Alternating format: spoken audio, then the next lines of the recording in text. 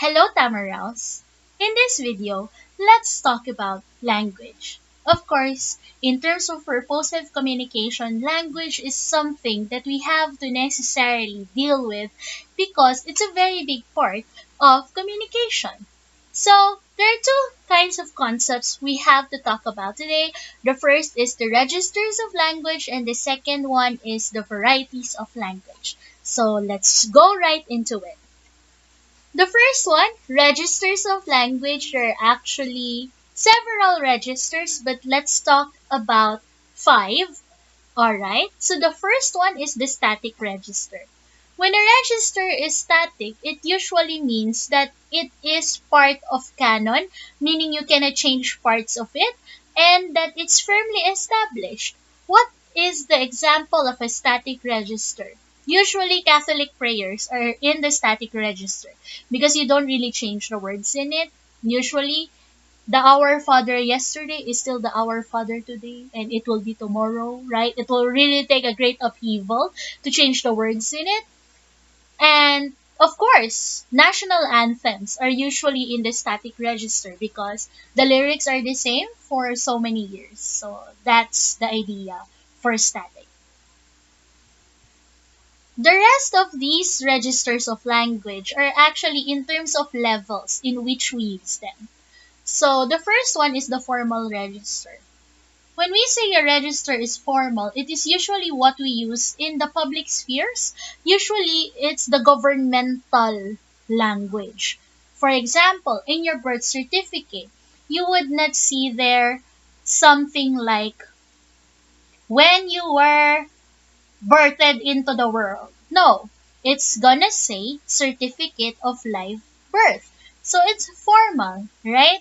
So those kinds of things, even when we see the announcements in our city halls, it wouldn't say sit down, right? It will say kindly take a number and sit, right? So there will be something different about the way that we post things to make it seem official, to make it seem more formal, and that people will feel the respect coming from you when you use the formal register. Even in Filipino, it's gonna be like that. You cannot say on your poster, wag maingay, right? But it will usually say, quiet please, or mangyaring tumahimik po, right? So there will be something different about it to make it formal, to make it something that sounds official. So actually, formal register is usually before the one that is used for SONA, or the State of the Nation address of the presidents. But of course, um, our current president flipped the script on that one. He's not very formal when he speaks. But if you will see some of your politicians as well, especially the ones in the provinces, they speak in a very formal manner. Okay? The second one is actually consultative. So when we talk about consultative, it is the way two people talk to each other when they are in a professional setting, but they're not equals. So, for example, a doctor and a nurse, right? Usually, when you talk to the doctor, if you're a nurse, you're more polite, and the doctor is usually more commanding. But sometimes they also are polite. It actually depends on the person. But there will be a certain degree on where the nurse will be casual enough that the doctor will get offended sometimes. Or on the flip side, there will be something like the doctor will be too polite that the nurse will feel embarrassed by it already. So there are certain kinds of things like that. Another example of consultative register is between teacher and the students. So normally, students, this is very good in FEU. A lot of students do it. They show some form of respect to the teacher. And it's very fascinating how sometimes when you tell the students to speak in English, they will still put po and opo. And if you ask me personally, there's nothing wrong with that. Yes, it seems like you are mixing your languages, but it shows politeness and it's something very appreciated, especially if the person you're speaking to is also a Filipino. So good on you if you do that. So the other one is what we call the casual register.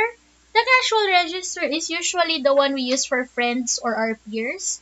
Nicknames are also part of the casual register. Slang, usually, sometimes we use slang or code names, right? Or maybe code words with our close friends and peers because we talk to them often enough that we are able to establish such things. And lastly, you will have the intimate register where it's usually used within family members or it is usually between lovers, right?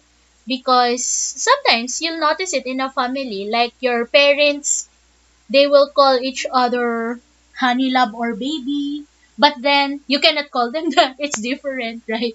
So intimate register really shows the closeness of people.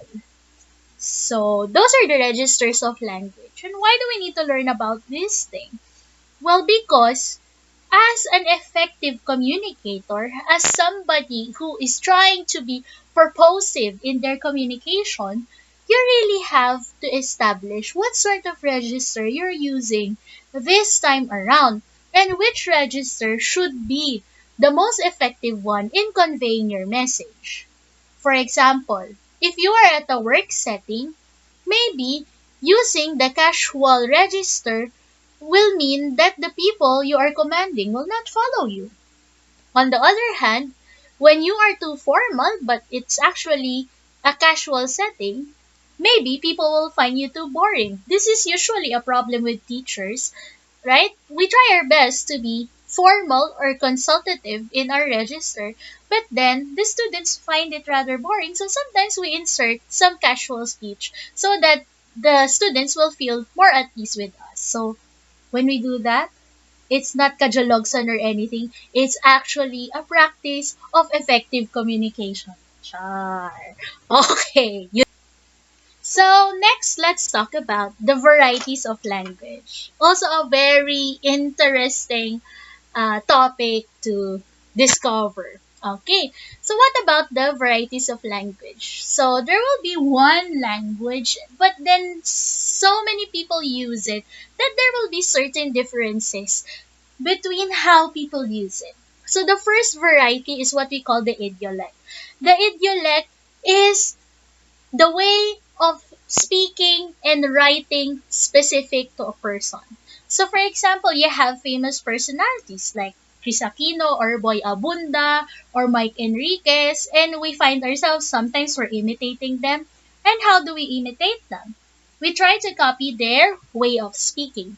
That is their idiolect. But I hope you don't get confused that only famous personalities have idiolects. Each and every person has his or her own idiolect.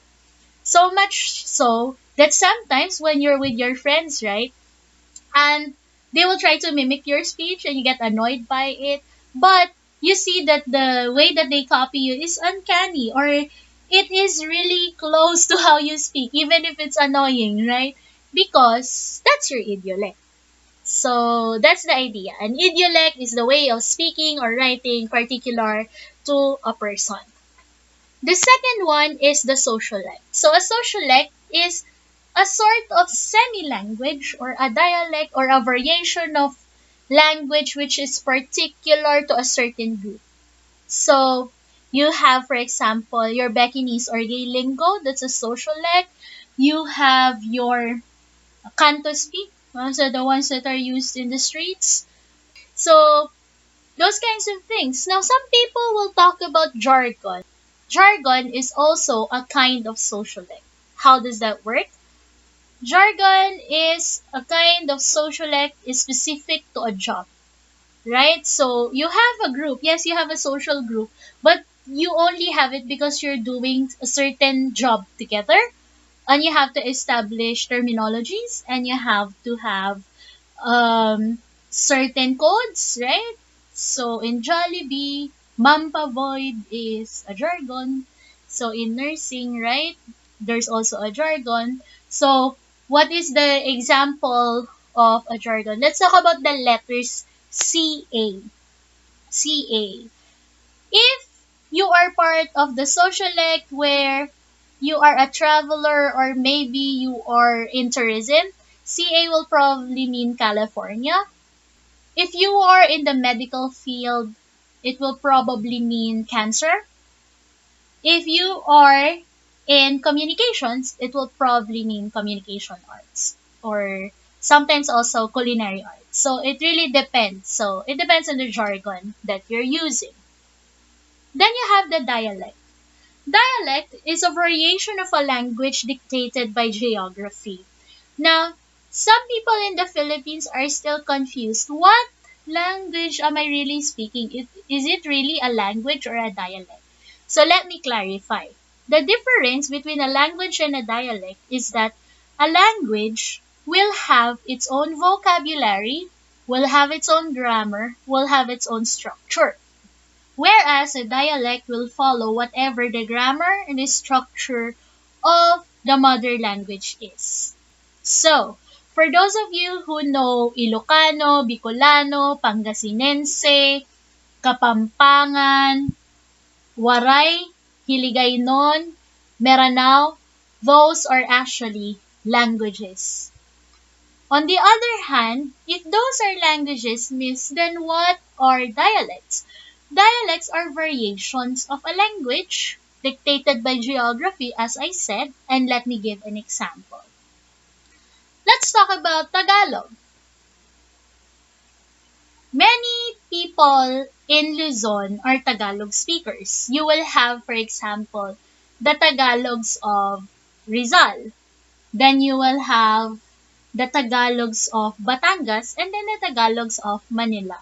Let's say a person from Rizal, from Manila, and from Batangas were late for work. Okay? So how will they apologize for their tardiness?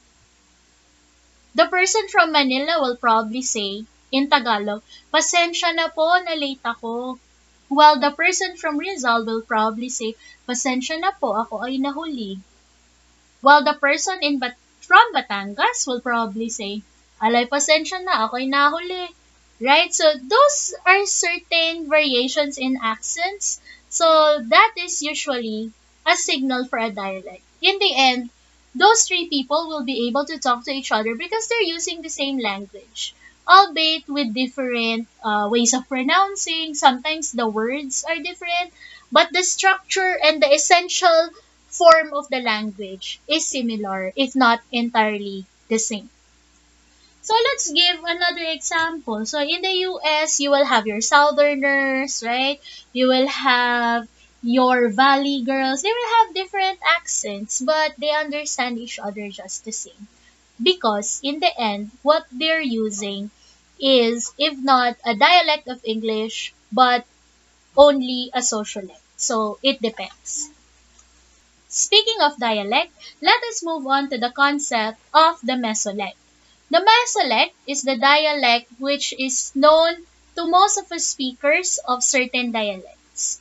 So, for example, if we go back to the idea of the Tagalog language earlier, we'll see that actually Manila Tagalog is the mesolect of Tagalog because people try to adapt to it. Another example is maybe in Bicol, I have heard that Naga Bicol is actually the mesolect. So people will have different variations in how they speak Bicolano, but in the end, everyone tries to learn Naga Bicol because it's the most common one. So as long as it's the most common dialect, it becomes the mesolect. The last two varieties of language are what we call the acrolect and the basilect. How are they different from each other? An acrolect is considered the high version of a language in a sense that it is the very formal, very stylized. You know, when you watch something like The Crown or Bridgerton, the way they speak is somehow an acrolect because it is very formal and stylized. It is very much for royalty, I guess. On the other hand, Basilic is something that is more common, that is used usually by the masses.